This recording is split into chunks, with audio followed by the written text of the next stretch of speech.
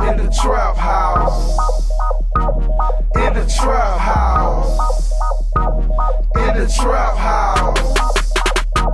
Gucci man, check it. Chopper on the floor, pistol on the couch. Hood rich, so I never had a bank account. Jackets going in, jackets going out. Made 100,000 in my trap house. Money kinda short, but we can work it out. Made 100,000 in my trap house. Bricks going in, bricks going out. Made 100,000 in my trap house. I'm tired of selling bricks, I wanna go legit. I wonder can I sell 11 mil like 50 Cent? Cause platinum ain't enough, I got too many vices. I love to smoke weed, love to shoot dices. Say my lifestyle extravagant. I talk cash shit, bitches say I'm arrogant. Fun report. Today is the day of the week, the year of the month, all that. I'm doing this real quick. We're about 15 minutes until Jeezy versus Gucci is scheduled to start. It's not going to start in 15 minutes, but it's scheduled to start.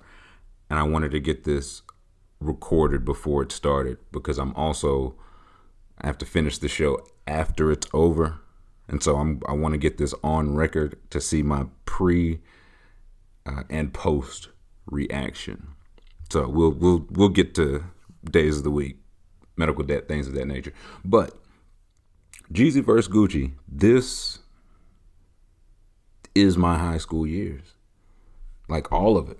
I feel like this individual battle, you know how people have had battles. Somebody, Jill Scott and Erykah Badu, like this one was for me. DMX and Snoop, you know what I'm saying? Gucci and Jeezy, this one was for me. This one was for me. Like I remember all of like everything coming out. Like this was 04, 05. I think it was 04. Streets is Watching came out. That was Jeezy's first mixtape.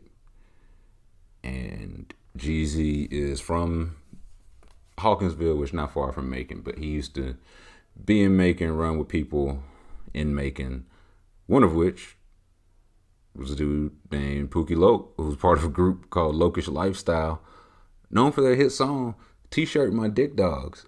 They were a rap group of Crips in Macon, and T-Shirt My Dick Dogs was a banger. I cannot lie. You know what I'm saying? I cannot tell a lie. So, Pookie Loc ran with them, Jeezy ran with Pookie Loc, etc., etc. But I had to just stop, and I went to go check to make sure. I was like, I feel like every single project at that point, like just between these, only speaking these two, but maybe in general, like could not miss at that time. I don't know when Trap Music by T.I. was, because T.I. was supposed to be the original one verse Jeezy. But I did go back and look. January 2005, Trap or Die came out. That was Jeezy's first tape. April 2005, So Icy, the Gucci and Jeezy song. May 2005, Trap House. The intro you just heard in Gucci's first project. Boys in the Hood, Jeezy's group, which, boy, oh boy, Jeezy done had some chapters in his biography. Boys in the Hood was signed to Bad Boy. He had two different deals, one individual, one as a group. And this was back at a time when like signing deals was good. So Boys in the Hood was June 2005. And Thug Motivation 101 was July 2005. All those between January and July 2005. And the boy was driving. I can't remember if I had a car, but I was driving. Somebody's car. And this is just what you was listening to. This was what you were hearing. I remember the first time, like, you would even hear it. People would be like, well, not even people would be like, you would hear it in somebody's car, but what they listen to.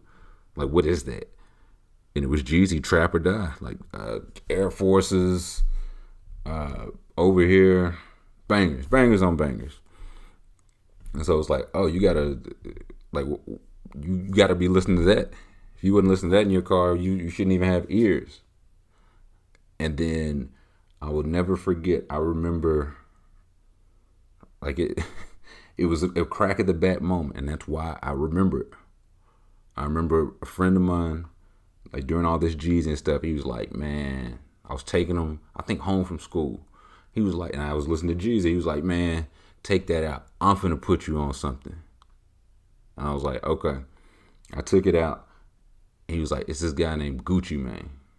And I swear it sounded like a made up story, like how they go find Bo Jackson or something. They found him in a cornfield just hitting stalks of corn, 357 feet, left handed. But he put in whatever, it might have even been Trap House, as I think about it.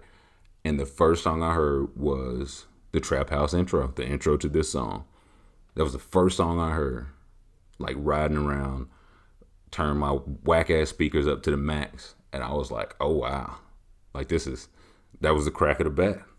That's why I remember it. Like that was something special.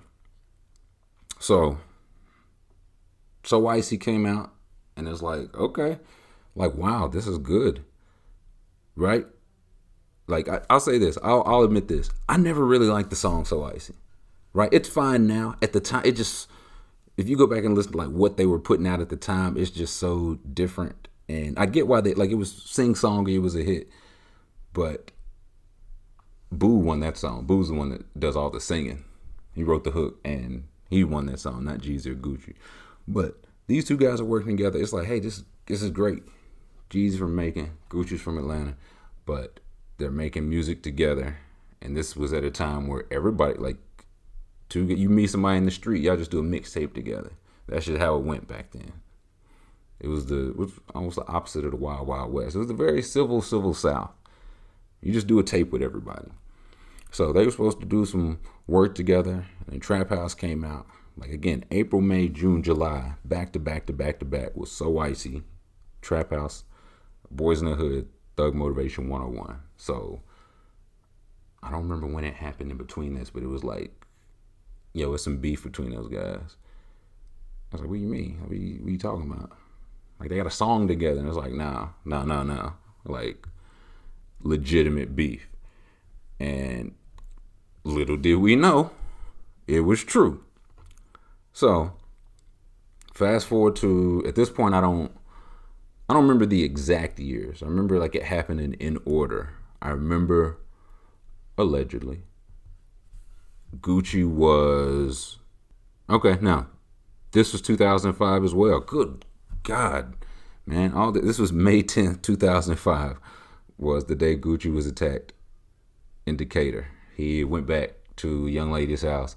She left like the door unlocked. Some dudes ran in because Gucci and Jeezy had beef. And Jeezy had, I don't know, 50K, 100K, whatever on his chain. Basically, on his head, basically. Money on his head, a bounty. So, Gucci killed one of the guys, Pookie Loke, of Lokish Lifestyle fame. And they found him like in some woods by a school. So Gucci ended up getting off there because he was able to prove it was self-defense. But all this was happening like at the same time, man. Like that charge got dropped in January 2006.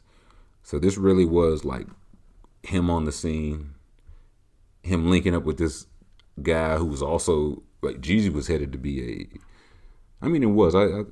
he probably sold more records. Gucci put out more projects. Jeezy probably had a higher high, mostly because he wasn't in prison most of the time. I think that's a good bit of that. But yeah, this one just speaks to me, man. This speaks to me. But I say all that to say this. It's irrelevant because I don't know if I want this versus to happen tonight. It's going to happen in Magic City. I know there's going to be a lot of people there. I know they're not going to be social distancing. That's reason number one, I don't want it to happen. Number two, I don't think Jeezy can win this. I don't think Jeezy can win this.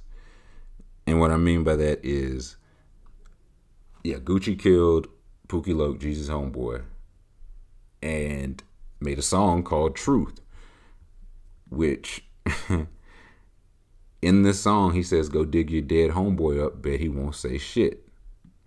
So he did that. He made that song. And I don't know what year. This was a little bit later. He was on tour performing that song and was supposed to come to Macon. And it was a group of like masked men that like made videos and released videos like, hey, if he come perform that song, it ain't gonna end well for him. And he came perform that song, and I think he slept 12 hours rest that night, woke up, ate a continental breakfast. Like the man was untouched. So in this sense, Gucci won both the battle and the war, right? So this right now, this versus, I'm surprised it's even happening.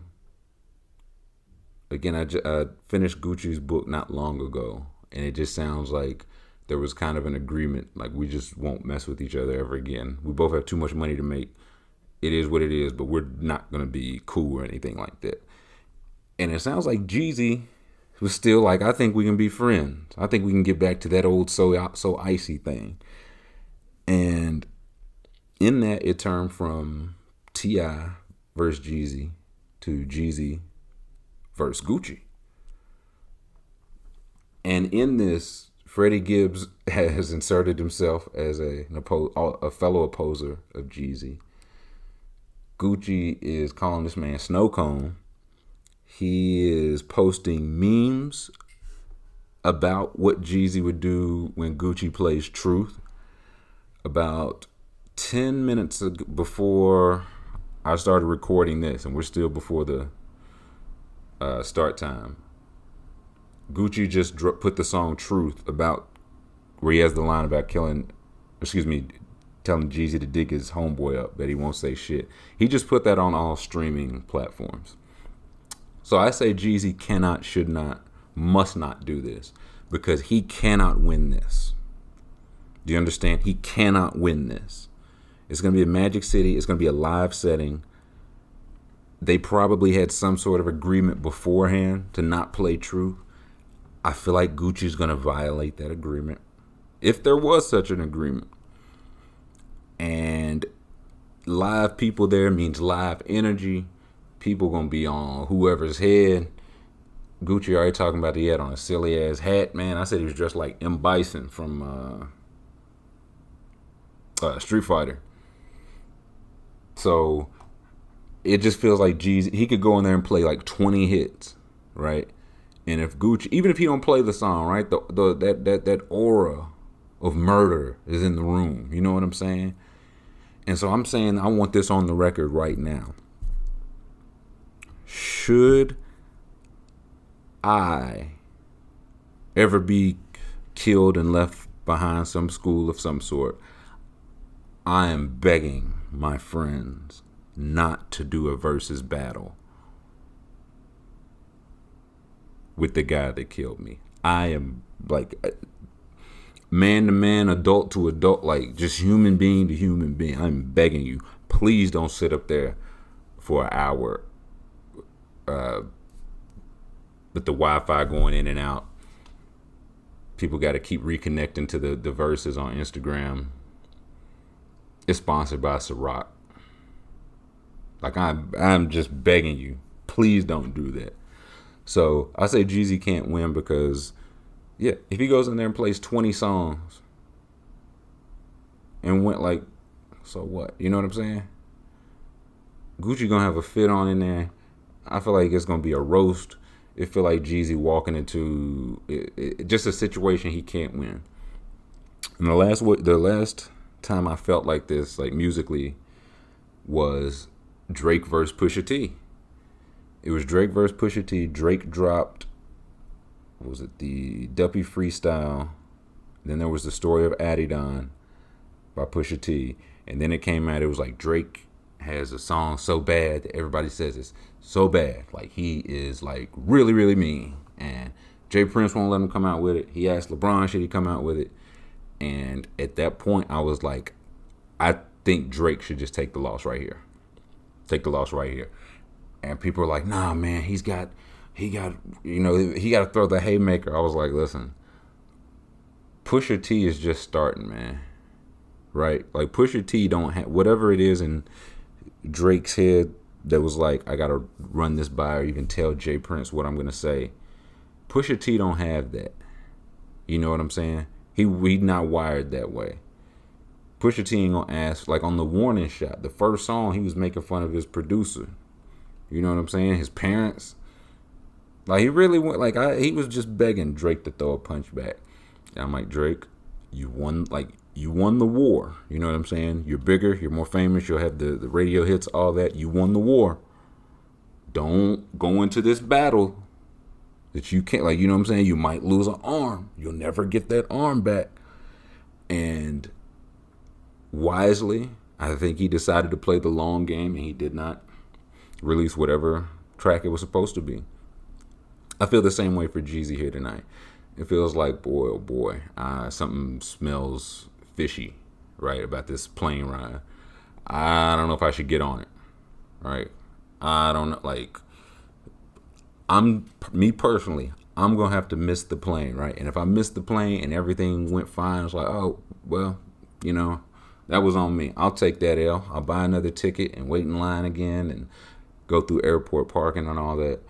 But if I was right and something's fishy on this plane, the risk is not worth the reward, right?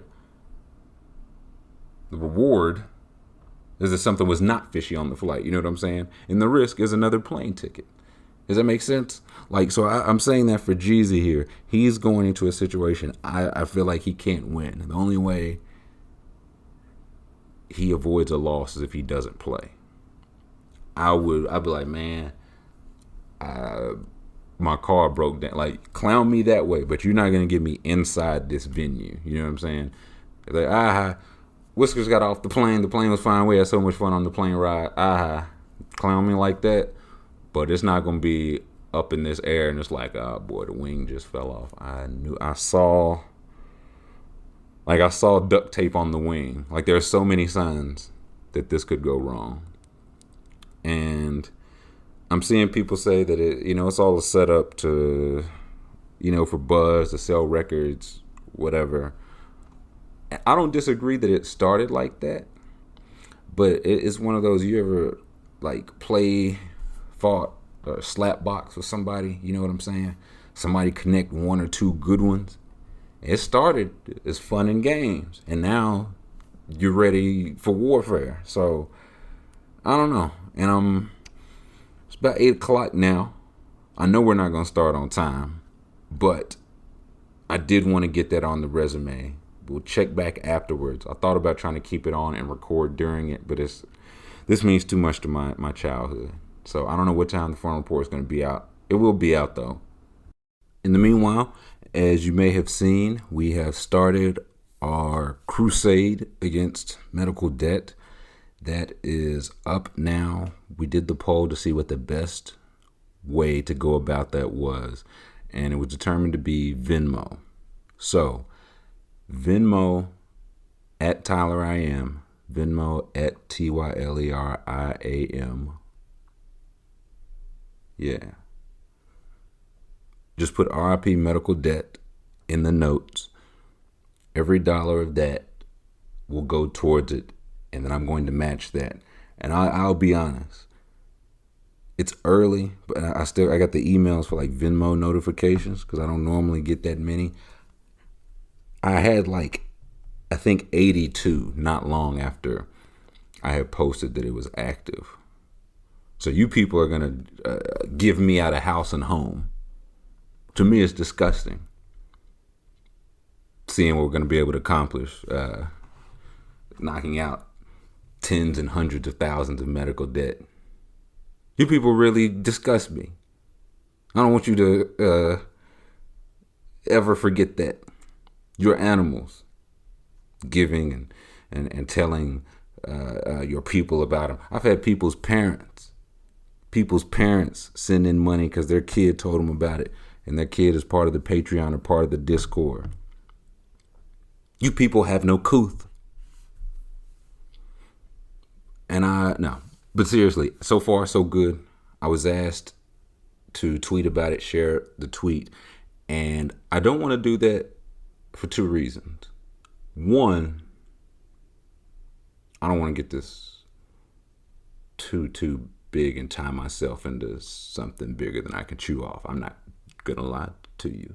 And two, most importantly, I really do want to see and show what we as a community can do. So like people that told their parents texting in, that's part of the community. I found out like independent of me, I didn't know about till after the fact that on Veterans Day, the Discord raised, the last number I saw was over $6,000 for the Black Veterans Foundation. So it's a good sign, right? Like I didn't know that when I had this in mind, and now I see and know what I think we're capable of. I have a number in my mind. We'll see if we hit it. We'll see how much debt we can knock out. But until then, Venmo, Tyler I Am, RIP Medical Debt. I haven't figured out how I'm going to do the receipts yet. I think you can download like spreadsheets. I may do that, like delete names, but leave like the transaction code or whatever, so people can check their transaction code to like verify and ensure that every single dollar goes to RIP Medical Debt. And I'm not going to, you know what I'm saying, just shut down the Patreon, the Discord, buy a really nice car, skip town, get myself a mink, some nice jewelry, and never be heard from again. I'm not going to do that. I don't even know why you would bring it up. But yeah, spreadsheet or some way. I just want this to be all above the board. This ain't going to be no Sean King shit, man. So we got that going on. Venmo Tyler I Am. That is going until Tuesday. Make sure I think it's the 24th. Tuesday the 24th. I say like midnight, Monday the 23rd, going into the 24th, Tuesday. And I'm doing it then, like it'll take a couple days to like transfer. Hopefully I can do the Venmo straight to their account. I don't want them to do two separate transactions, but I'm allowing for that. And I just said Tuesday because hopefully we can do this. I don't know, just something nice going into Thanksgiving, man. Thanksgiving is my favorite holiday. I would say once upon a time it was my favorite holiday. It used to be my favorite holiday, and I remember very vividly a couple years ago, it was a great, like nothing out of the ordinary, just a great Thanksgiving. I was like, man, I'm looking forward to this next year. I feel like everybody was there and it was a good time. And then like over the next years, life started happening. You know what I'm saying? The next Thanksgiving, somebody's not there because they're sick. The next one, somebody in the hospital. The next one, somebody's passed. The next one, somebody else has passed. It's just one of those, I remember that point in time. So I set that for Thanksgiving. Hopefully we can get this in, try to do something nice for Thanksgiving. I am excited to see what we can contribute, what we can accomplish. And, you know, of course, if we get it in by Thanksgiving, it won't immediately get to those families. But as I said in the post, the shade from tomorrow's tree starts with the seed planted today. And today we are planting that seed. It sickens me. You all sicken me. But we must go on. Venmo at Tyler I Am. Put RIP Medical Debt in the notes, please and thank you. Now, today is November 20th, the year of our Lord, 2020. And I am having fun. Yes, I'm having fun. The draft was 2 nights ago at the time you'll be hearing this. And I got to tell you, the draft is so much better when you don't have a team, right? Like I'm just in there. I'm just rooting for the Kentucky players. That's really all I'm rooting for. So no matter who loses, I win. You know what I'm saying? Like Tyrese Maxey went first. He was 20. He went 21, a little bit lower than he was probably projected to. But he's a clutch client. He goes there with Ben Simmons. Imagine he'll be in that same trade a couple years from now when Ben Simmons goes to LA. So I think Max is a good fit there.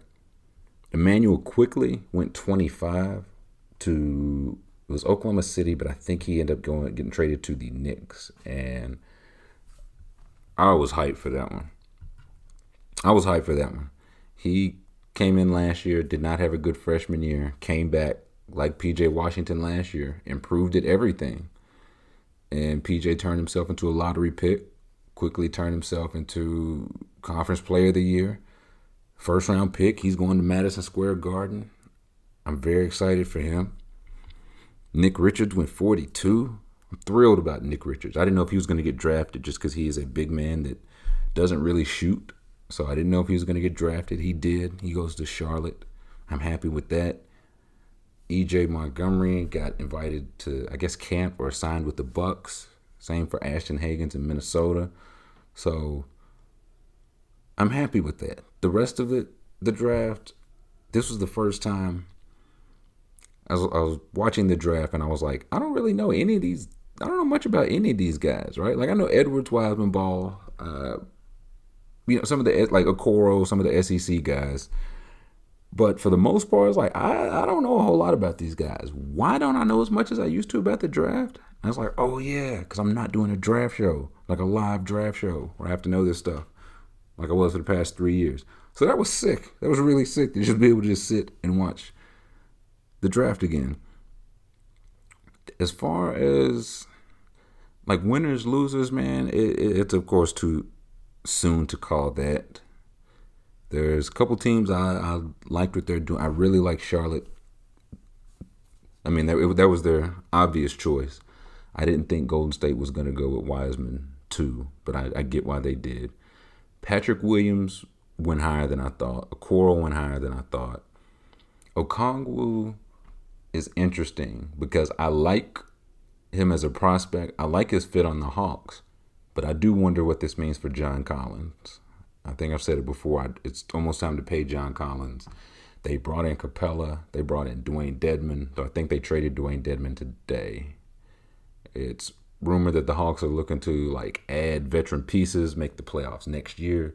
And they added a power forward, and John Collins plays power forward. And they have other wing players and Trae Young and Clint Capella. So I'm not sure if they're going to pay John Collins. I think that bears watching because if I was a team, I would be trying to get John Collins. If you have any kind of rim protector, if he doesn't have to do the rim protecting, you should probably trade for John Collins if you can afford to do it. You know what I mean? After that, I liked what the Pistons did about their picks. I'm not like the Killian Hayes, his kid from overseas. Who knows? I didn't check in on overseas talent. But I like what they did getting him 7th, like taking a chance. They traded, it was a 3-way trade. They traded Luke Kennard to the Clippers. The Clippers traded Landry Shamet to the Nets, and the Nets traded the 16th pick, I think, to the Pistons. And they took Isaiah Stewart there. I'm not sure if he's who I would have taken there, but sure. You know what I'm saying? Sure, why not? I just like that in general. Like, you're not going to pay Luke Kennard. You're not going to keep him. Turn him into another rookie. Reset the clock. Another cheap 4-year contract. Looking through the draft here. The Celtics, I thought the Celtics were, I think they did end up trading at least one of those picks. Yeah, they traded the last one, the Desmond Bane pick. But Nesmith is fine. Like, as expected, some good players like started to fall like the late teens. They always do. And it'll be a thing where this draft is bad until it's not. Like, it's just one of those like, oh, that draft was terrible, except for the fact that the 10th, 12th, 15th, 27th, 34th, and 52nd pick all made all NBA teams. So, as a Buki, I won't even say bust. I was just surprised to see him go first round. Like, if I'm taking a chance on a big, it probably would have been Vernon Carey late in the first round. As a Buki feels like Festus Ezeli, like maybe 20 years ago. But, hey, salute to him. I got no beef with the kid. So, draft-wise, we'll see. I'm interested because they've really only had tape to go off of. You know what I'm saying? And I think it's why I heard it mentioned. It's why there were so many varying ranges. Like some people had Patrick Williams late teens, and the Bulls took him 4. And a guy, Bobby Marks, maybe somebody for ESPN was like, normally these guys are at the combine, they're scouting, talking about these guys, and you consciously or subconsciously start to move guys up and down based on, where you hear they're at. Do I have them too high? Do I have them too low? This was, everybody has had like a year and a half of footage to watch, and that's really it. Like maybe a couple meetings, but everybody didn't get to meet everywhere. I'm not sure how they did the combine, but it wasn't like the one they normally do in Chicago. So it'll be interesting. Like you got to really trust your scouting team. Like if you trust your scouting team, ideally everybody got the player they wanted to get, right? So I think the rookies I'm most excited to see, LaMelo and Charlotte, because he won't have the keys immediately, but he like has the ability to. Like it might just be his team soon. I'm excited to see Hayes in Detroit. I'm excited to see, of course, the Kentucky guys. And Poku, the kid that Oklahoma City got. I did watch some of his highlights. A friend told me to watch, like a random person to watch, and it was his highlights, and I enjoyed them. So the Thunder getting him is very funny. I hope they let him just be him, because he could be a really fun player. But outside that, for the draft, I don't know. It is what it is. The main thought that I had leaving the draft, two thoughts. One, Tyrese Halliburton fell to 12. I would have taken him as high as probably 4 to the Bulls. And he fell to 12. Apparently, I found this out by listening to Zach Lowe, Halliburton and his team told people, don't draft him. Like Sacramento's what he wanted for, like, I guess a chance to play and whatever. He wanted to be there for whatever reason. And I'm like, teams listen? Like, what do you mean? He was just like, don't draft me. And they were like, yeah, okay. Like, we would, but he said don't draft him. What are we going to do? Like, Kobe did that to John Calipari in the Nets there was a 96 draft. I was like, hey, if you take him, he'll go overseas and all this, blah, blah, blah. Don't take him. And they didn't take him. They took Kerry Kittles. And Kobe fell to 13. Charlotte traded him to L.A. So I'm just amazed that it was just like, hey, don't draft me. Okay, Tyrese, sure. Because I would have taken him if I was Chicago. The Hawks could have used him. The Pistons could have used him. The Knicks could have used him. Probably every team. And we'll see. Maybe he fell for a reason. Maybe he's not what I and other people think is. Maybe those other players are just better. We'll see. That was the first thought I had. The second thought I had is there is way too much talent in Georgia for one of these schools to not be a powerhouse. Like, who is really trying to hire me to get the pipeline going again, man? And I know this because I was watching the draft. They cut to everybody's family, and it shows, like, them and Dave and Buster's at grandma's house, wherever they're at. And it says in the corner where they're at, Atlanta, Georgia, New Mexico. And Anthony Edwards, the number 1 pick, was in Fulton County. Isaac Okoro, the number 5 pick, was in Cobb County. And Devin Vassar was in Gwinnett County. All of those, not only are they in Georgia, those like 3 counties, all those make up Atlanta. Like, these aren't, I said the county individually because it's like, yeah, they were in Georgia, but one was in north or one was in way south or east or whatever. These guys played high school ball in Fulton, Cobb, and Gwinnett County. How is nobody getting these guys together? Like, Anthony Edwards went to UGA. Okoro went to Auburn. I guess it's Devin Vassell from Florida. He went to Florida State. How? Like, I don't know if people think like UGA is that, but UGA is not close to Atlanta. Like, depending on where you're coming from, you can get to Alabama or Tennessee before you get from Atlanta to Athens, and that's where UGA is. But I've been saying for years, it's so much talent that comes out of Georgia, especially the Atlanta area. and none of it stays home. None of it stays here. I looked up like guys the last 4 or 5 years that have played in the NBA and went to high school in Georgia. And this is like the list. It's not even all of them. It's just like an example of the last 4 years. Jerron Blossomgame, he had a 4-year career at Clemson from Fulton County. He plays overseas now. Jared Harper, Cobb County. He played 3 years at Auburn. He's on the Knicks now. Wendell Carter, Fulton. He played 1 year at Duke. He almost went to Harvard. Put a pin in that because we're going to come back to that. He almost went to Harvard. Ended up going to Duke. Bagley committed late and pushed him back, but he's with the Bulls now. Colin Sexton, Cobb County. He went there 1 year. Kobe Simmons, 1 year at Arizona. He's from Fulton County. He's with the Hornets now. Malik Beasley, Malcolm Brogdon, Jaylen Brown, Josh Okogie. All those guys are Fulton, Gwinnett, Cobb, and Fulton, I believe.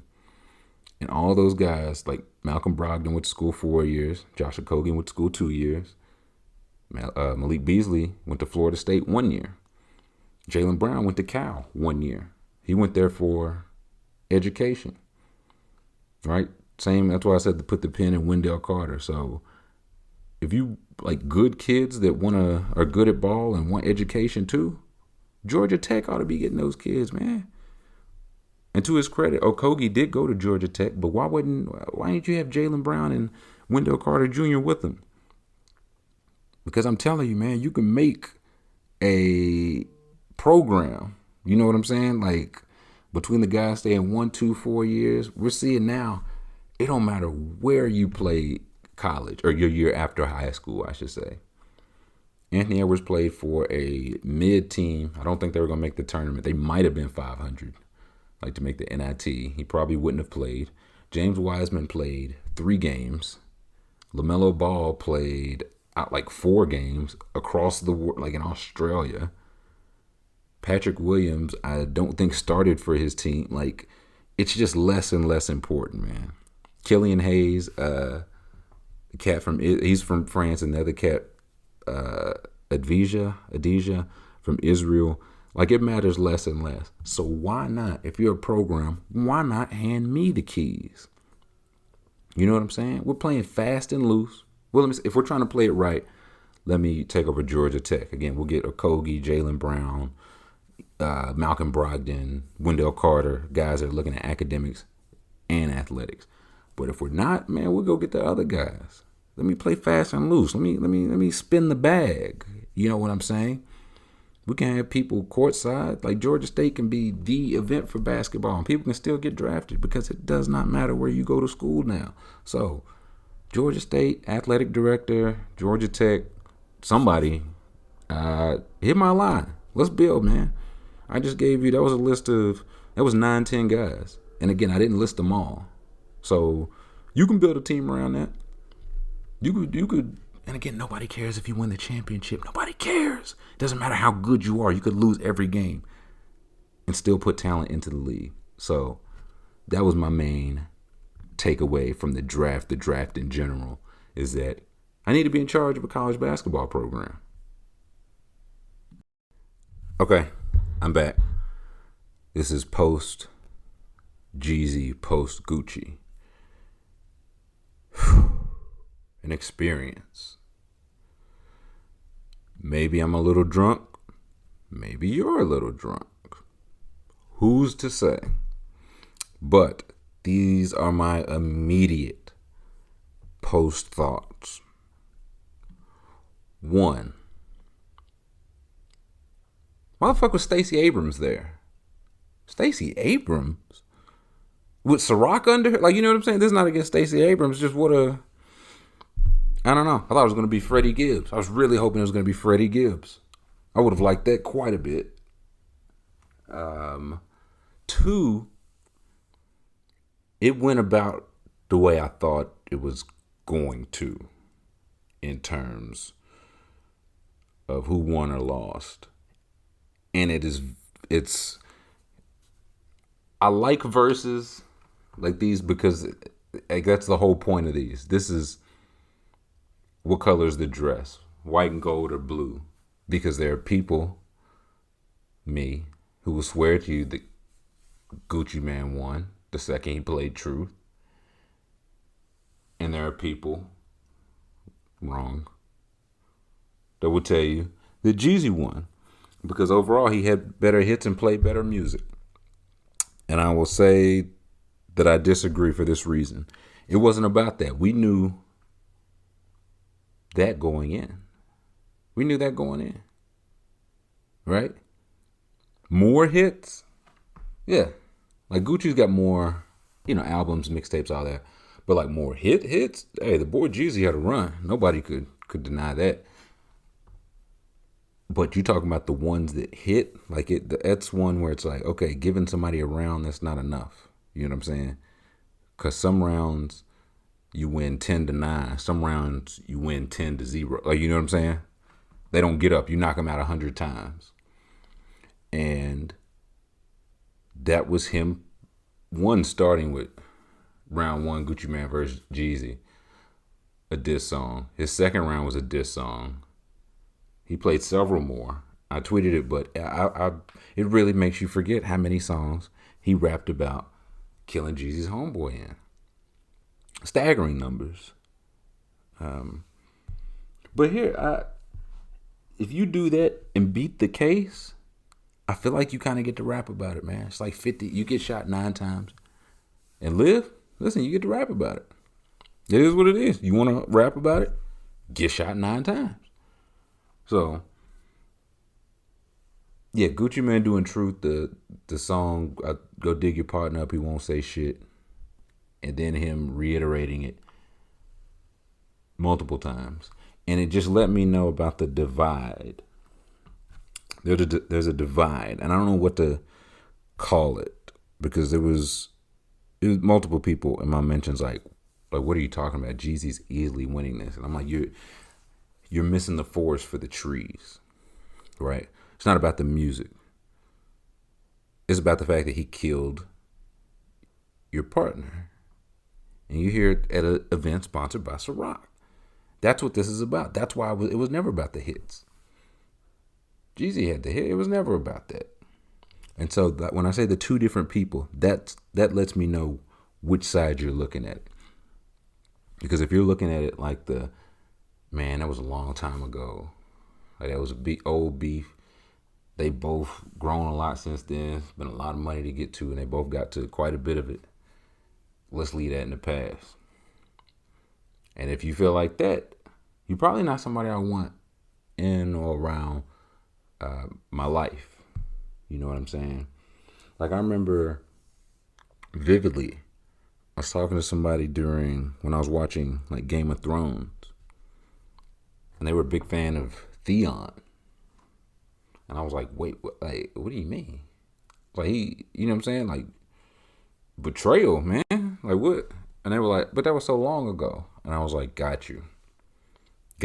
Because there are two type of people. There are people that will tell you, hey man, that was an old ass beef. That shit was 20 years ago. What's done is done. Bygones are bygones.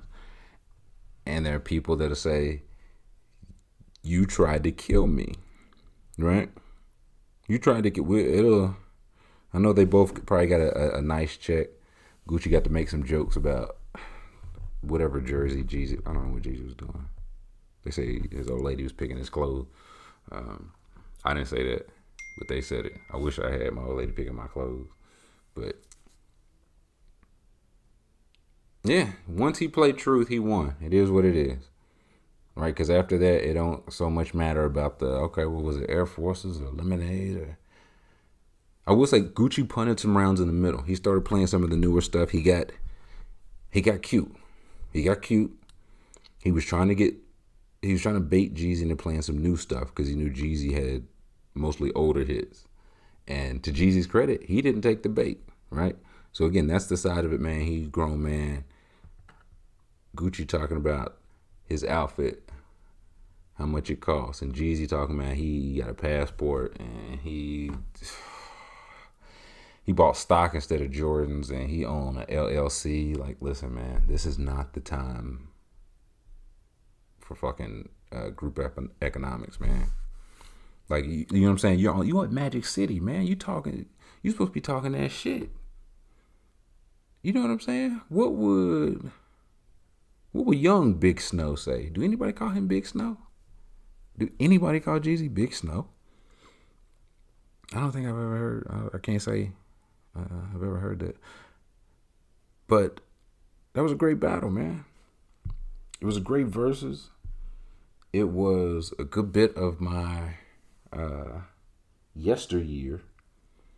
I'm glad we got to see it. And in all honesty, I'm glad, like, at the end they performed So Icy, which I imagine was the tale all along, right? Like, I imagine Jesus like, let's do this. Gucci said, like, if we're going to do it, I'm going to play what I want to play. And Jeezy, on his grown man shit, again, that's where it's however you feel about it, right? Are you going to Jay-Z's brunch? You taking the cash or the credit score? You know what I mean? Jeezy took the credit score. So, he said he had some llama on, man. I was like, I don't know if that's the flex you think it is. It kind of feels like if y'all watch like Brandy and Monica, and one of them, like, it was like Brandy's like a nice person, like cracking and making jokes, and Monica's like, I don't really run on that kind of time. You know what I'm saying? Like, that's just not really what I'm about.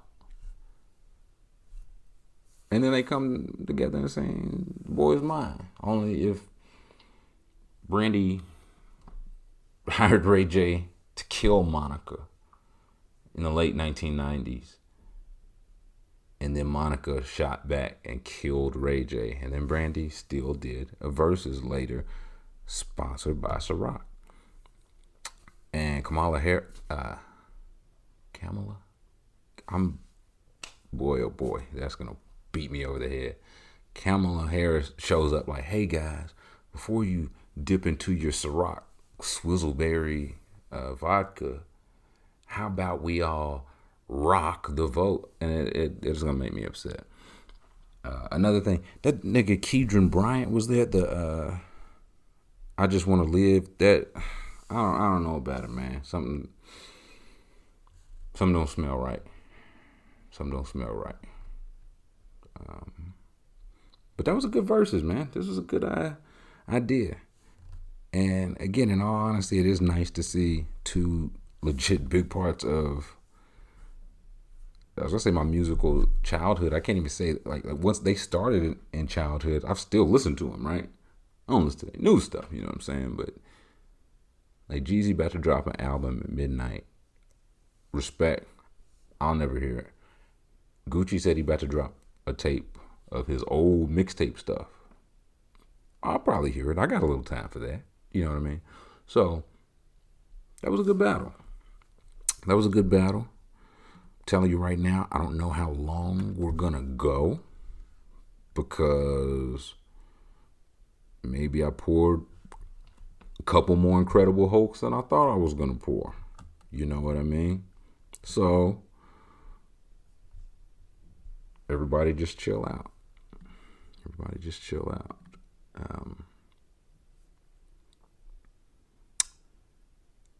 Got some questions. No, actually, I take that back. Before questions. I was going to wait because NBA free agency, I think it actually might start at midnight. It starts Friday, but they might, I don't know. It used to be midnight, but then they changed it to middle of the day, so it was more like media friendly. So I don't know how they're doing it, but it's soon. So, damn, somebody run a blender, the vacuum or something, man. It's late as hell. Forgot what I was gonna say. But yeah, okay. Nobody knows what's gonna happen with free agency. Drew Holiday got traded to the Bucks. And the last time since I've talked to you, I want to see what other NBA transactions I've missed, just because, like, by next Friday, by next Fun Report, it's going to be so many, it'll be old news, you know what I'm saying? So, now I'm not going to go long on these. So, okay, trade happened during the Versus. Warriors are trading a future first to the Thunder for Kelly Oubre, a 2021 protected first-round pick. That's a good trade, right? As soon as Clay went down, you knew they were going to need something. Good on Oklahoma City for picking up Oubre and immediately flipping him. I think he's on an expiring contract. And he's a guy that's young enough to help now, and maybe they re-sign him. Maybe they keep him around. He's not Klay Thompson, but he did have a solid year last year. The Bucks and the Kings is very funny. Like, apparently there's an investigation because they agreed to the sign and trade to get Bogdan Bogdanovic to Milwaukee. And it was agreed upon, and then apparently Bogdanovic came out and was like, what? No, I never agreed to any of that. So he's going to hit restricted free agency tomorrow. We'll see what happens. He might end up going there anyway. Like, going to Milwaukee, not a bad place to end up, but he also might be looking for a payday. You know, I think he came over here when he was 27, 28. This might be his last legitimate shot at a big deal. So he might want that. I get it.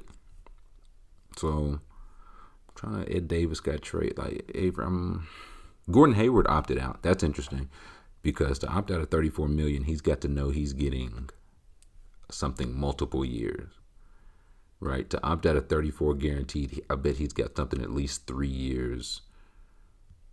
Gosh, probably like 70 million. I don't even know. I feel like I would have took the 34 and just like figured it out next summer, man. Somebody gonna have some cap space. I need this 34. So I don't know where he's going. Drew Holiday is a good player. I feel like it's been said ad nauseum. They just gave up a whole lot, which I listened to. Not sure what other podcasts and stuff you guys listen to, but like on big days, big events like draft, free agency, I listen to like Windhorst and Zach Lowe. I feel like they like not cappers, report the truth, and I do feel like they're talking to these GMs and stuff, and they just both seem kind of confident but couldn't say it about Giannis staying around in Milwaukee. So I'm wondering if there's something that's about to come out. Like if midnight strikes or if the free agency deadline opens up and he immediately re-signs, then they knew something, which is fine. Tamper, I don't really care. It's fine. So I'm sure they'll come out. They know something we don't, whatever. Drew Holiday's a good addition, but if you're really trading all that, Bledsoe and Hill, some salary, I think it was 3 picks and 2 pick swaps or vice versa. I think it was 5 total. I like Drew Holiday, but that's the best you can do. Like a guy, he made the All-Star once, I think in 2013. A couple all-defensive teams, a great defender. But defense wasn't really your issue, you know what I'm saying? Eric Bledsoe was, like, I think second team all-defense. Now, Drew's a better player, better defender. Like, he's an upgrade on Bledsoe. Like, there's no doubt about that. But, man, if you were trading all that in 5 picks, I don't know, like, who would have been better, but a borderline all-star, and it's almost time to pay him, so you almost have to lock him in to, with the new deal, which that's what kind of makes me think they know that Giannis is coming back. For what it's worth, I really do hope Giannis goes back. I don't know what he's going to do. I hope he goes back, though. I hope he goes back. He does seem like he wants to do it there. I really don't think they're far off. Like, this doesn't feel like a Anthony Davis situation where like the second round was as far as they went, or a LeBron in Cleveland the first time situation where they just could not build around him. They're trying, right? Again, I would argue they should have kept Brogdon last year. They're not perfect, but they are trying. He does seem to love it there. I think it'd be cool if he stays. I like when people stay, like one place, like that one ring means so much. So I would like to see him stay. A couple more draft day trades I liked. Philadelphia got Seth Curry. Dallas got Josh Richardson and Tyler Bay. I like that a lot for Dallas. I like it a lot for both, really. Philly needed shooting. They got shooting. Josh Richardson didn't work there.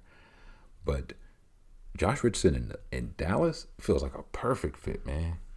Like, I think he was in a bad role. And he was a little overcast in Miami his last year. maybe a little underused last year, and now I think he'll fit in perfect somewhere after Luka and KP. And they got a draft pick for it, so I like that. Charlotte traded a future second round pick to move up and get Nick Richards, which is interesting. I like it. But they also took Vernon Carey. So I'm hoping that they were just like, let's just take 2 5-star guys and like make the best man win. Or maybe we just have 2 good players. So I feel like there was a couple more. Like I'm not really looking at like the future pick trades. Let's involve the Kentucky player. I do like that. Yeah, Kennard Shamet trade. I like it for Detroit. Not so much for Luke Kennard, right? Because Detroit had Luke Kennard and basically passed. Brooklyn had the 19 pick. They could have just traded that for Luke Kennard. They passed. And the Clippers were like, yeah, sign us up. So I don't know about that. Al Horford. That was a big one. Forgot about that one. Danny Green and Terrence Ferguson go to Philly. Al Horford, a second round pick this year and a future first. That feels fair. Like I think Oklahoma City is going to have another year where they probably won't make the playoffs. It'll be a lot more competitive. But if you just put enough solid players on the court, you don't make mistakes. If their new coach is any kind of decent, they'll win a few games. Let's see here. Okay, here's the George Hill Bledsoe trade. 2020 first round pick, 2025 and 2027 first round. Yeah, so 3 picks, 2 pick swaps for Drew Holiday. Like, oh, okay. Like, okay. Sure. Schroeder, I felt that way kind of about Danny Green. Like Danny Green in 28, Schroeder was the best you could get. Right? Like Danny Green and Terrence Ferguson just got you like an extra first round pick. Horford, if they're gonna let him just play full time center, if the Thunder get off Steven Adams, which I would. Like they moved, I was gonna say Steven Adams for Hayward. Hayward opted out, so there's that. But that's about it for the free agency. I think we're gonna get a lot of big deals within the first 24 hours. I feel like we see a lot early on, then the couple days, and then the bargain deals. So free agency should be very good this year. All right, so we'll jump into some questions here. First question is, Tom Crean said in a press conference today that Anthony Edwards is a French fry nut. How upsetting is this? Does he even make it to a second contract after this shocking development? But for real, how do you anticipate him, D'Lo, Cat, and now Rubio working together, if at all? I did not hear that about Tom Crean saying that, but that's unfortunate. Ugh. I will say I'm in on Edwards. I'm in on him. Like the number 1 pick, you can't have like a modest, nuanced take on that number 1. You got to be in or out. So I'm in. And again, I think he just likes rapping and hanging out with Lil Baby and being with famous people way too much, like to be bad, right? And he said he doesn't necessarily love the NBA. You know what I'm saying? You can be good at your job and not like it. You just usually don't say that part out loud. So, like, did Vince Carter love basketball? You know what I'm saying? And y'all told me he a Hall of Famer. So, I think he'll be fine. I think he got some of the Wiggins comps in terms of, like, demeanor. But I think him being able to come along at his own pace would be good. Like, when you look at Wiggins, when he got to Minnesota, Wiggins was he was the jewel of the Kevin Love trade. Just gonna cancel out the drink. So he was the jewel of the Kevin Love trade, right? Because that first year, it was he, Gorgie Dang, Zach LaVine. Like those 3 guys led the team in minutes, and they were all young 20-something, if that. LaVine and Wiggins, I think, were 19. Like Kevin Martin was the leading scorer that year. But he played like 36 games. Wiggins was the second leading scorer. So now Anthony Edwards steps into the Timberwolves, and Karl Anthony Towns is numero uno. D'Angelo Russell's number two. Malik Beasley, if he's back, he'll either be back. Like, he averaged 20 a game after he got traded there. I would be trying to keep him. Or if he wants to leave, like a sign and trade for something, you can get something from Malik Beasley. A decent player, a trade exception, a future pick. You can get something from Malik Beasley. They've got Rubio there, which I like bringing Rubio back. He defends, and he's pretty much there to make sure like they don't forget about Edwards and Culver, right? Like if D'Angelo and Cat are playing a two-man game, Rubio's there to like, okay, got to feed like Edwards, Culver, Hernan Gomez, whoever else. And Anthony Edwards will have some minutes like day one, but he won't be handed like 35, 36 minutes a game off the bat like Andrew Wiggins was. So I did like Edwards. Their second move, they traded the 17th pick and James Johnson to Oklahoma City for Rubio, 25 and 28. Again, I like Rubio, I like bringing him back. They traded up to get Leandro Balmero, who I admittedly don't know a lot about. He was the leading scorer for Argentina. I saw in the FIBA under 19, and he's not coming over for another year, which, sure, right? Like, well, maybe he's really good. There's no rush. They've got like a solid rotation now. He played with Rubio's old team overseas, so sure. Like they took Jaden McDaniels, I don't mind. They signed Ashton Hagans from Kentucky. I like them taking a flyer on him. So I think they've got like Cat, D'Angelo Russell, Beasley, Rubio, Culver, Edwards, Hernan Gomez, Naz Reid plays some decent minutes. And depending on what happens with Beasley, they might have a little cap space to play with. Like, they won't be bad. Maybe not a playoff team, but again, you see the Warriors took a dip, right? Unexpected, you never know, right? The Suns went all in. Why? Well, maybe the Warriors getting hurt, maybe Clay getting hurt knocks the Warriors down a seed and somebody else up a seed. So I think Minnesota will be interesting to watch this year. Next question. El Broad says, can you see the Thunder using the copious amount of draft picks they've gathered and trying to flip them for a star? Or do you think they're stashing them for the future with no plan right now? I think for this year they're chilling, and as well they should. Like, they should just see what you have in Shea. Maybe you can like play up some assets. Maybe you can flip Horford off of somebody. Maybe you can flip like the way you did Oubre, get another asset, because this 2021 draft is, by all accounts, supposed to be the real deal. So play it, see how it goes there. You don't need to tank. You can just play. You have enough picks to either trade up, trade down, make whatever happen. So, nah, I wouldn't trade for, not this year. Now, next year, this is going into Shea's third year. Like, he'll still be cheap. Like, after next year, the good free agent class. And again, Oklahoma City, I don't care how much money you get, you're not going to get like LeBron or Kawhi. But listen, restricted free agents, you're going to be able to overpay for, you will be able to get somebody. And if you hit like a draft pick in what's supposed to be the loaded 2021 draft, and yeah, maybe get a free agent, then I feel like you like back in the mix. And you still haven't really paid anybody, haven't really used any of your draft capital. So I would wait at least 1 year, at least one calendar year. El Broads. See, next question.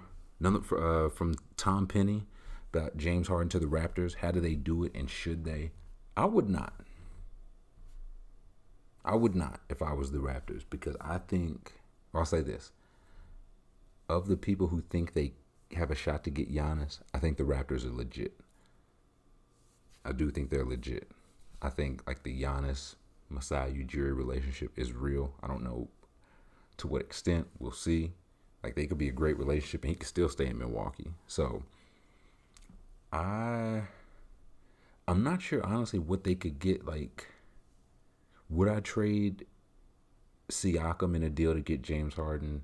I would. I like Siakam, but I would. But the thing, like, what are you putting Harden with for a year? Like, maybe next year. I could see next year.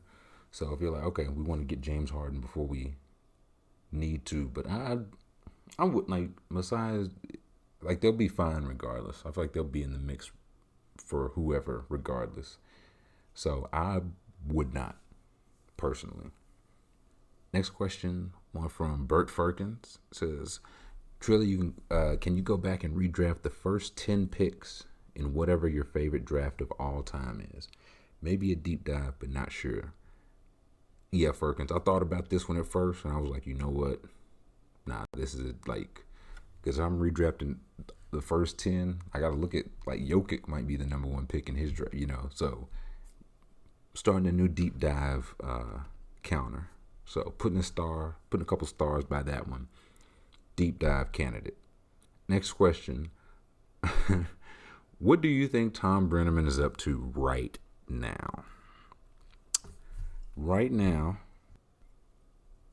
I think he's really, he just got to sit this year out, man. I think he'll be back. I really do. Like, I don't think he's done. This is all during the pandemic. He just sit this out. He'll start back at somebody's Fox Sports. You know what I'm saying? So right this second, 11:22 p.m., November 19th.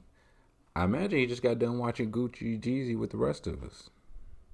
You know what I'm saying? Probably yelling out some of the words he shouldn't have been yelling out. Tom. He spelled his Tom with an H, man. You know that's nothing but evil. So, I was gonna say poor Tom, but not poor Tom. Not poor Tom. There's a long fly ball by Castellanos over the left field wall. That'll be 4-0. I don't know if I'm gonna be holding this microphone anymore. See, that was a good moment. Like, when you remember this horrible, horrible, horrible year, remember that Tom Brenneman got fired and there was a long fly ball by Castellanos' 4-zip Reds.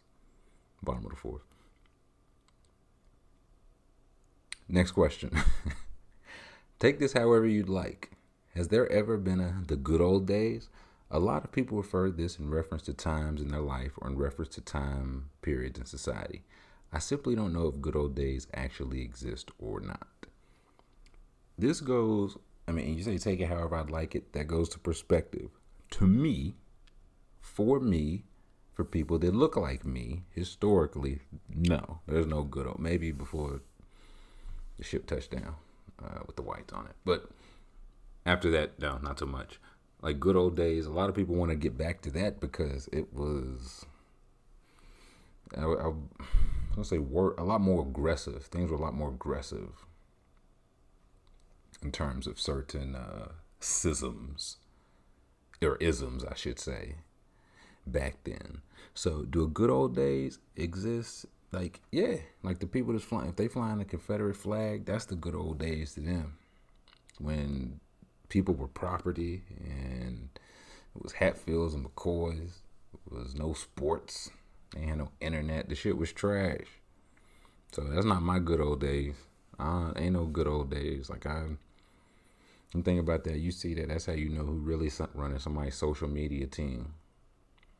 They be talking about, take us back to these days. It'd be an old white couple in the 1950s on the beach. And if you just zoom a little bit out of that picture, it'd be like a German Shepherd biting some black people on the ankle for trying to walk on that same beach. So, or it'd be like a pool owner trying to throw some acid in the pool. Like, this is like a real thing that happened. Black people would swim in a pool that white people didn't think they would swim in, and they would throw literal acid in the pool. Within like the last, I don't know, 40, 50, like, again, not 100,000 years ago.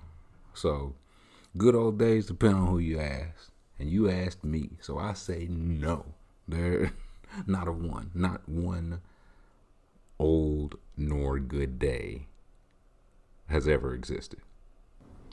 All right, next question. This is a chart, and it's very upsetting to me and my homegirls. The chart, I'm going to read the chart to you. It says, and stay with me here, How many holes does a given object have? Okay. The options are 0, no holes, 1, 1 hole, 2, 2 holes. Okay. How many holes does a given object have? 0, 1, or 2. And it is a poll from Reddit. There are 9 different things. I'm going to tell you the correct answers for these. A straw. For example, a straw. A straw has 2 holes. Okay. Right here, 29% of the people agree with me. 65% of the people say 1 hole. And the rest, there's a small sliver that say no holes. That's wild. I say 2 holes. Listen, it's an inner wound, an entry wound, and an exit wound. That's 2 holes, right? Somebody gets shot, the hole passes through. It's not 1 hole, it's 2 holes. Okay, so that's that. The next one, a donut. A donut has 1 hole. Okay. For this one, 97% of the people are correct that a donut has 1 hole. But that means there are 3%. It's about split. 3% believe that a donut has either a 0 or 2 holes, which these people get to vote. They get to have kids, children. They get to live next to you and pay taxes and drive next to you. You know what I'm saying? So the next one, a rubber band. A rubber band. And I say it, I want you to think in your head as I say these, 0, 1, or 2. A rubber band has 1 hole. 1 hole. Okay, that's 60% of the people agree. 40% of the people say 0 holes. How could it be 0 hole? It's a rubber band. What are you talking about? What are we even saying, man? Like, a cup. The next one is a cup. A cup has 1 hole. Okay. 46% of the people. The remaining people say a cup has no holes. How do you fill a cup if it has no holes? It has 1 hole. If there are 2 holes, it'd be a straw.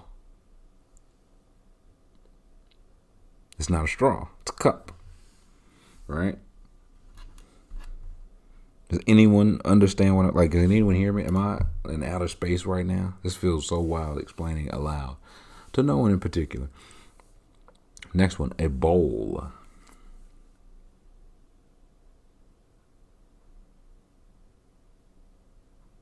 A bowl has 1 hole.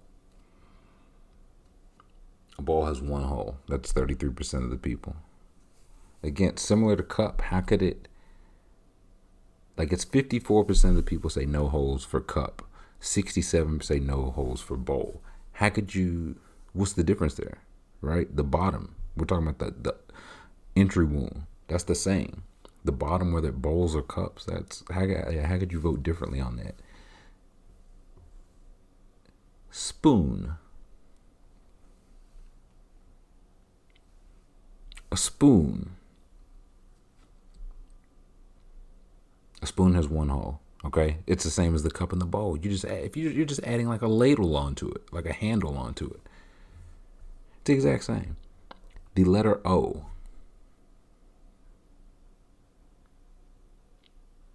The letter O has 1 hole. That's 81% of the people agree. 19% say 0 holes. You know what I'm saying? What kind of time are we really on? You know what I'm saying? Being texted about Jeezy, Gucci, man. It's hot in these streets. A washer. Like a washer for bolts. You put a screw through a washer. A washer has 1 hole. Same as the letter O. Again, that's 81% to 82%. So 1% of the people was like, nah, the letter O is one thing, but a washer, completely different. Last one. The loop on a knot. Okay? The loop on a knot. I'm going to tie a knot right now just to make sure. The knot on my dress pants. Let's see. I think it really depends on what kind of knot. I'm tying a very simple knot. So I would say one hole. Right? Loop 'em, swoop 'em, don't pull. Loop, swoop, no pull. One hole. 74% of the people agree. So this is something I would ask on a job interview. If somebody was like an NBA combine on a first date, we just argue over dinner for 2 hours how many holes a rubber band has. Don't that sound like fun? Next question. Diggy Sticks says, question for the fun report. After listening to the new 2 Chainz song Ziploc, it made me wonder, what are your top 5 drug dealing songs of all time? Great question, Diggy. I had to take a poll. I enlisted the help. I texted a couple people, see how they felt. Did some Googling, ran through the library. And these are the 5 that I have. In reverse order. Number 5, Pusher Man by Curtis Mayfield. It was honestly the first one to come to mind. He said he got whatever you need, man. He's the pusher, man. Right? Like, not a rap song. That's why, to make sure, Diggy said just song, not rap song. Because just song, Pusher Man's up there. I might have it too low, for being quite honest. 4, Grinding, Clips. It's kind of cliche because it got so big, but it got big for a reason. It's a banger. Don't let that take you out of it. You know what I'm saying? 3, I got Pocket Full of Stones. Okay, and there are 2 versions. I've always heard and listened to both. I love both, but I am curious which one people think of when they hear Pocket Full of Stones. I'm going to play both of these. I feel like an optometrist. You know, the optometrist show, is it better for 1, 2? 1. Here's 2 again. Here's 1 again. Here's 2. That's what I'm about to do. But this is and you just tell me just which version, when you hear Pocket Full of Stones, that you think of. This is version 1.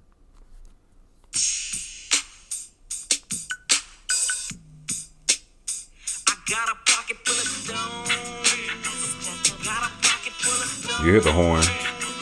Got a pocket full of stones.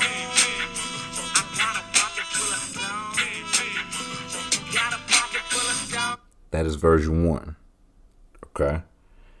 This is version 2. And I think this might have been the first version I heard, but I really can't remember because I really do like them both.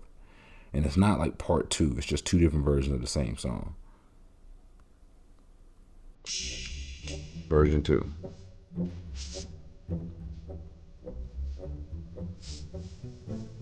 No horns.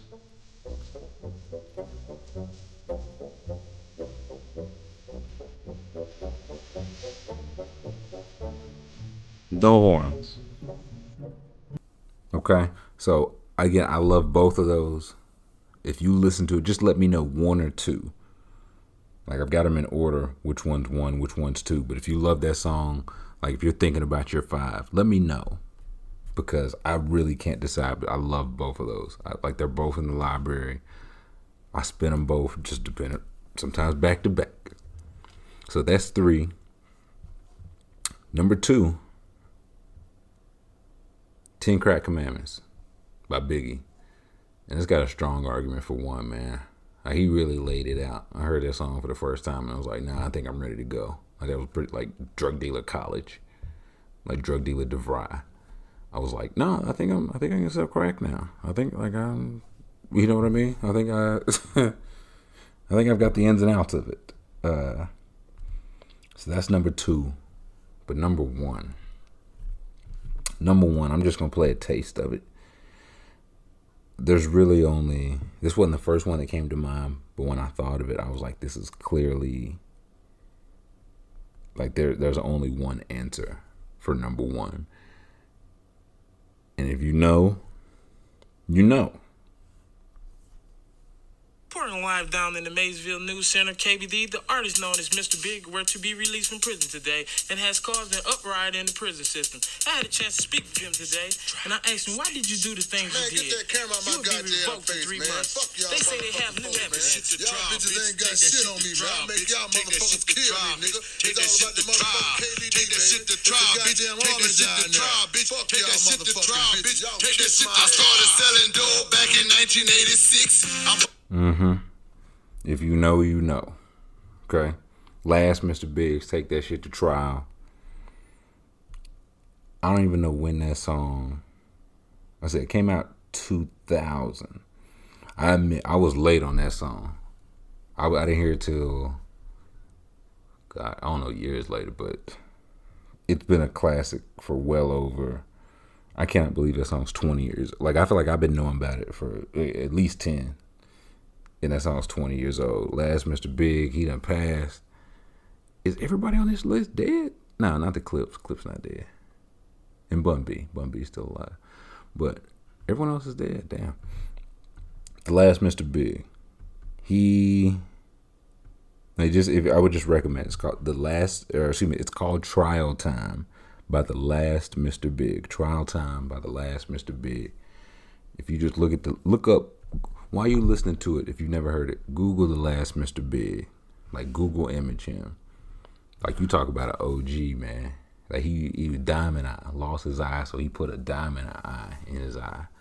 He used to wear, like, real long nails, like women normally do, but would keep him, like, long manicured nails, just like a OG nigga from Mobile, Alabama. And just not somebody that you running up on. You know what I'm saying? Just not somebody that you running up on like that. And he said he had his crack tasting like ribs. I said, ribs? Ribs? Like baby back? I like ribs now. Hold on now. Let me find out crack tastes like ribs. Turn this Bob Williams to real life. But yeah, that's number one. That's the number one song. He got his mama in there on the song. They got the news reporters. It's a show, man. Like, you find you somebody that know all the words of that song, and you marry him. You just have a nice life together, and you marry them. Next question is from Comrade Feeney. Says, what's the standard way to play pickup in your opinion? Game to what score, 1s and 2s or 2s and 3s? How do you handle folks that want next? Man, I don't even remember the last time I played pickup ball, bro. But it might be whole different rules. You know what I'm saying? But the way that I played it, I last probably really played was probably college. It was probably the last time I was playing somewhat consistently. 11. You play to a game of 11. You always play by 1s and 2s. I'm trying to think what else. Shoot. Whoever makes the first shot is like first captain. Whoever makes the second shot is the second captain. You pick teams from there. Call your own fouls. Cannot, like after a check ball, like you cannot shoot, gotta pass first. You gotta win by 2. Have to win by 2. I think that's really about it, man. I'm trying to think of, now what else? I mean, half court, unless y'all playing like 6-on-6. And if you playing 6-on-6, man, you won't catch the boy out there. Y'all got too many bodies on the court.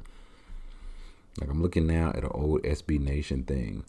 They did a poll. It was like, how do you pick teams? And the majority of the options were just divide them up. Okay. Shoot, makers, alternate teams. Shoot, makers on the same team. Captains. or other. The majority was shoot makers on the same team. That's kind of wild. First two guys that hit a shot are on the same team. We did that like first two guys that hit a shot are captains of two opposing teams. We played in a different era. Y'all playing this team up era. I play in the old school. So, next question they have here: how many points constitute a game? How many points constitute a basket in or outside the arc? This one, that is a lot of options.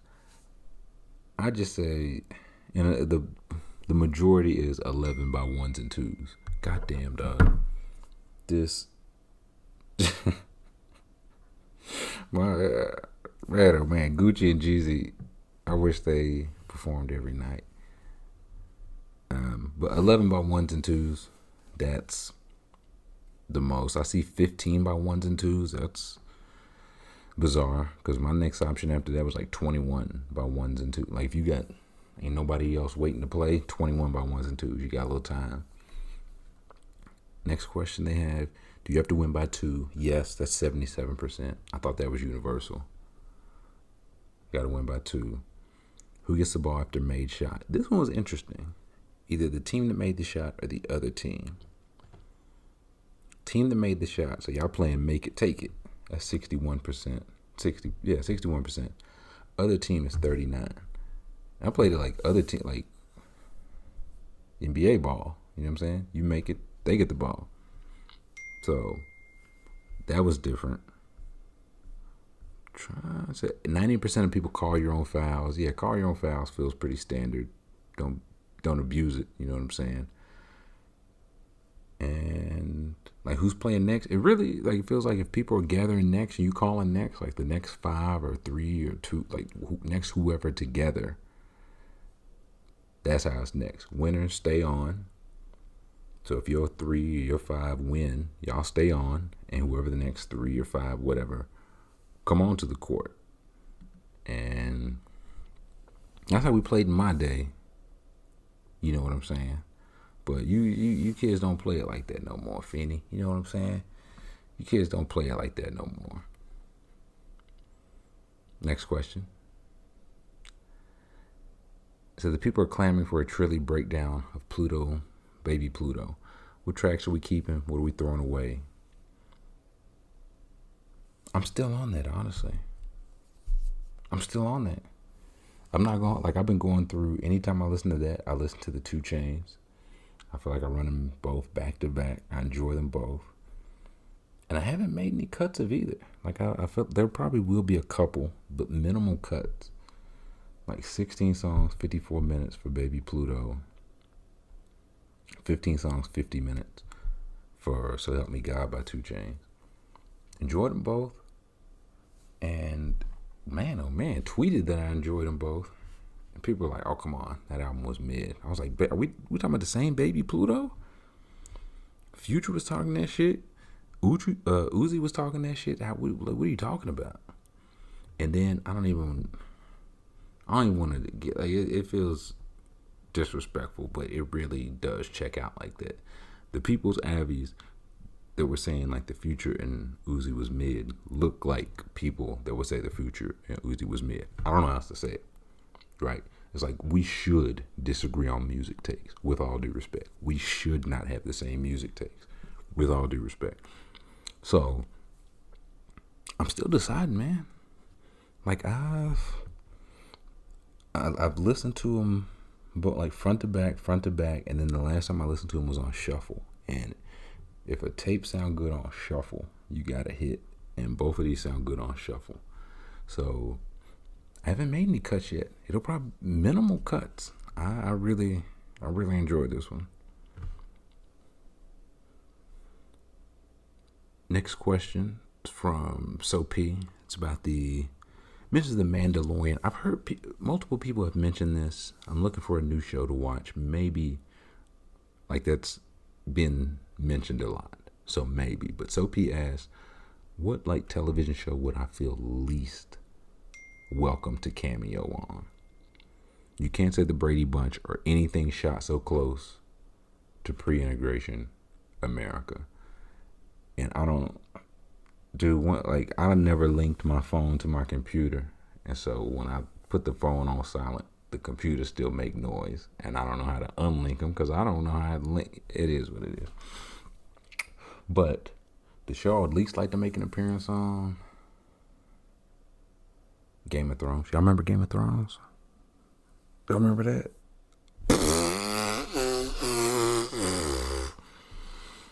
That last season, the black ones, Grey Worm and Miss Sandy showed up, and they were saying in their head, they were saying it in to the old gods and the new, they were saying nigger in their head. You seen it, you could see it, you could see it, you could see it. So y'all remember that? I don't want to spoil it for nobody, but y'all remember the last season of the game? Y'all remember how it ended? Think about that. I might just leave the rest of this just silence. Just silence, and you can just think about how they ended that bullshit. All right, next question is from Pudge. Pudge says, what are your must-visit stadiums that you haven't been to in the 5 major sports? College basketball, even European soccer, el football, that I would like to visit. Good question, Pudge. These, in no real order, just some that I want to see. I take it back. 5th is 5th because it's a tie. I want to see a Clemson night game, the first night game, like after Dabo is fired. That would be great. A Virginia Tech night game and an LSU night game after they figure out what was going on with those sexual assault allegations they got going on. I would like to see whatever the newest football stadium is. The newest one I've seen is the Mercedes-Benz Dome, the Falcons one, and it is just a gorgeous building. So if there's one newer than that, like the Raiders ones, the Rams ones, I would like to see those. But whoever is the newest, I would like to see wherever the World Cup games are. Like I know like Wembley's got a good soccer stadium. Mexico has one. But really, wherever the World Cup is, that's the one I would like to see. I would like to see a Chiefs night game. I keep hearing that that's a great experience. Like Mahomes has to be there. I don't want to see Elvis Gerbach. You know what I'm saying? But in a nice golf course. I feel like Pebblebrook or I don't know, one of these ones that people, not like they play the Masters on, but one like people travel to go. Like I want to play at that one. And I don't even play golf. I just want to, I would just find something else to do. Like, what a view. What a view. So, those are my 5. Good question, Pudge. Subject to change, but those are my 5 right now. Next question from Old Geezer is, who had a better run, White Tee or Walk It Out? Another good question. Now, White Tee was powerful because it inspired Black Tee. Walk It Out was powerful because it inspired the Walk It Out remix. But I'll give the nod to White Tee because White Tee was a fashion statement and a banger of a song. You could walk it out in a white tee, right? But you couldn't wear a white tee and just immediately have people know you were walking it out. You know what I'm saying? So give me White Tee because that inspired Black Tee. That helped Gucci's run start. And that brings it almost full circle. Almost full circle. We got a couple more questions and we will dip out of here for the week. Big Psalms asks, I asked the close personal friends, what's the clumsiest thing you've done recently? I fessed up to accidentally losing a chicken breast down my sink and they haven't let me live it down since. The whole breast, my dog. Like I know it was probably like some raw chicken. Hopefully you was washing because we wash our chicken. But I'm just imagining like a whole Popeye's breast just falling down the sink and Psalms is like, damn it. He trying to like poke at it with a fork. This old lady's like, I told you to call somebody. Don't poke at it with the fork. And he's like, don't tell me my business, devil woman. But it's funny you should ask this now. Not this, for 2 Fridays ago, for the first time ever in my life, I've been driving somewhat consistently since I was 15. So I was 15 years old. For the first time in my life, I locked my keys in my car. I went to the grocery store. I was getting my groceries out of my trunk on a Friday night, because that's what cool people do, go to the grocery store on a Friday night, and looked right at it was the worst, because it wasn't like, oh man, I accidentally didn't realize it till later. I knew it as soon as I shut the trunk. I was like, they're in the trunk. And I had to walk, my hands was full with groceries, which is how I ended up locking the keys in the first place, trying to do too much. Going up the steps, and I'm like, my keys are definitely not in my pocket. So I got there, I had groceries. I had to call like my car insurance. They were like, yeah, no, it's covered. We'll be there in like 6 days. I was like, do y'all have like a level 2 like a level 3 emergency? Like, my kid is locked in the car. I need to get in the car. But level 2, I had groceries, man. I had, you know what I'm saying? I had some frozen stuff. I wanted to keep it cold, some perishables. I didn't want them to perish.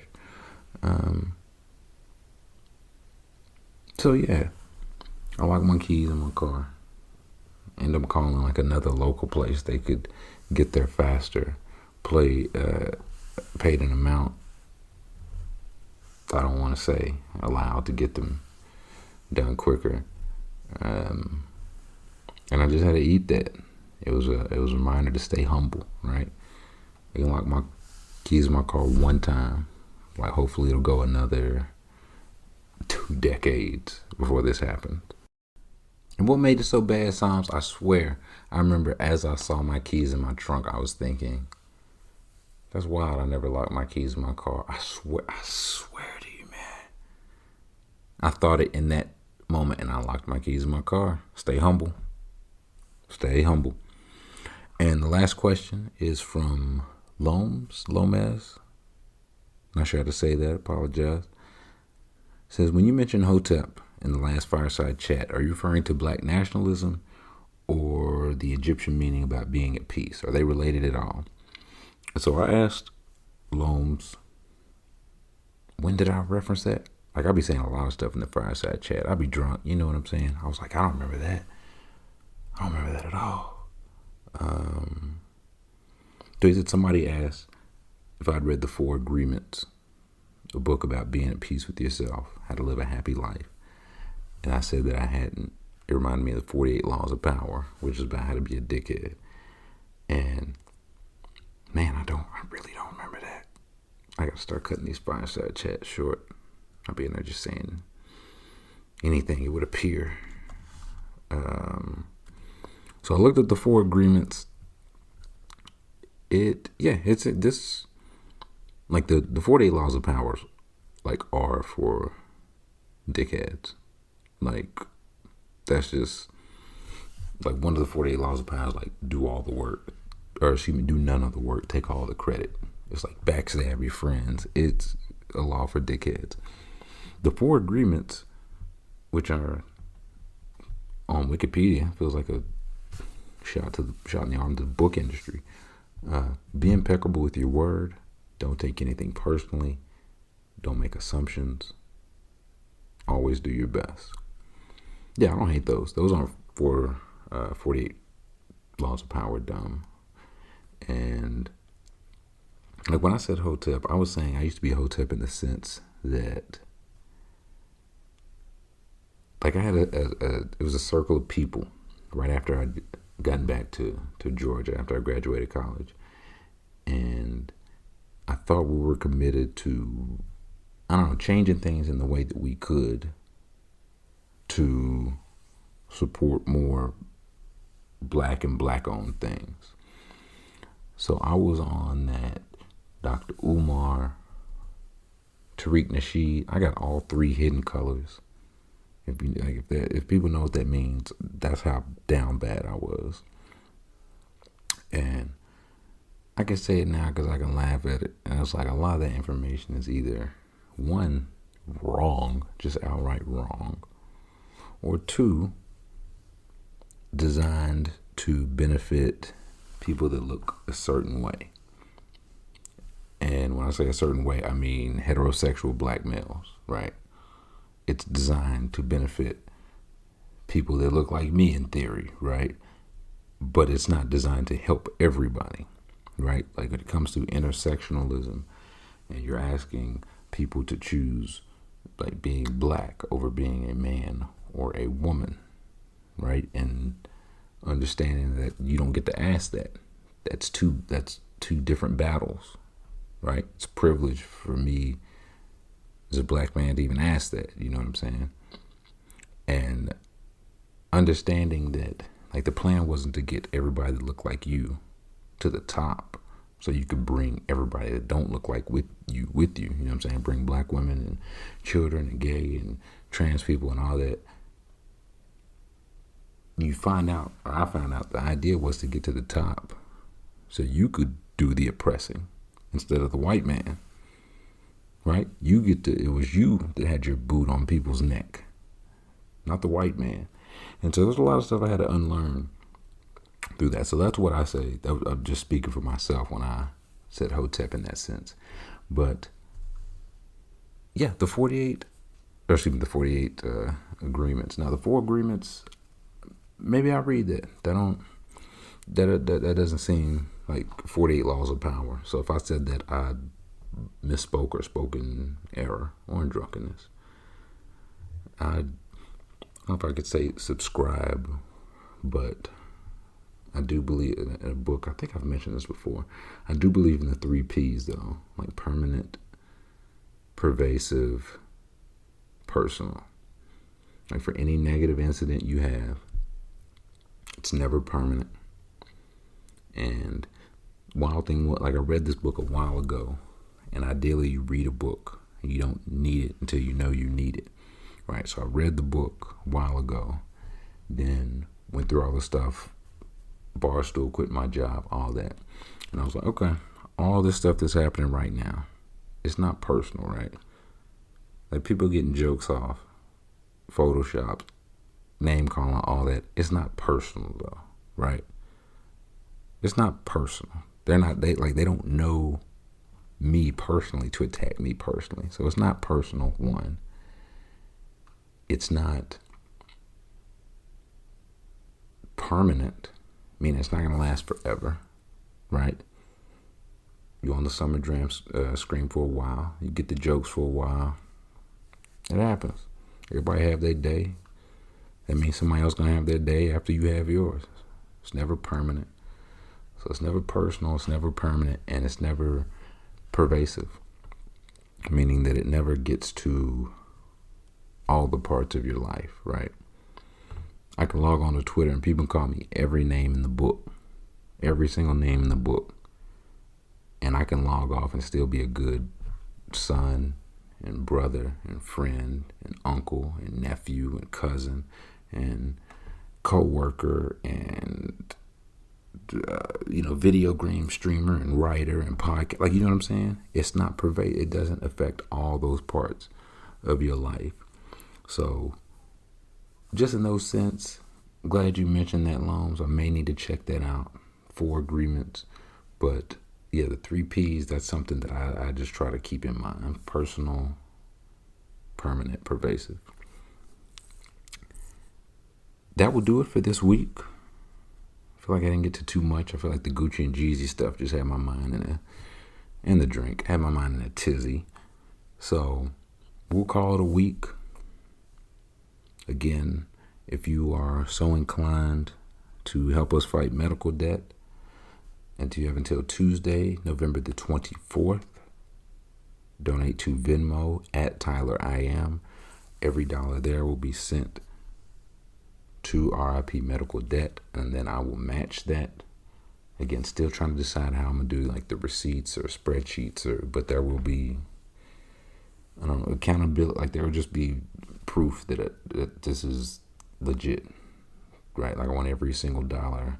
So I didn't do GoFundMe. They have like transfer and processing fees, and when $1 can knock out $100 of debt, I want every dollar to count. And I won't tell you what the number's at now, but I'm very proud. I'm proud of what it's at and what I think it can get to. So take care of yourself. Got a call this week from my father that a kid back from Macon, a good kid. I won't, front like I knew him, as an adult. He was an adult now, 24, but got shot and killed getting out of his car. And I was reading the article, and it said like Macon's already had more murders this year than it had like all last year. It's not going well. But just getting that news, right? Just whatever happened after that, at one point, that was a good kid. So rest in peace to him. It's right before like Thanksgiving, the holiday season. So if you're the praying or good vibes, energy type, please send something up to that family. Take care of yourself. Thanksgiving will be by the next time I talk to you over this medium. So I will ask you, please respectfully, don't go to no big gatherings, man.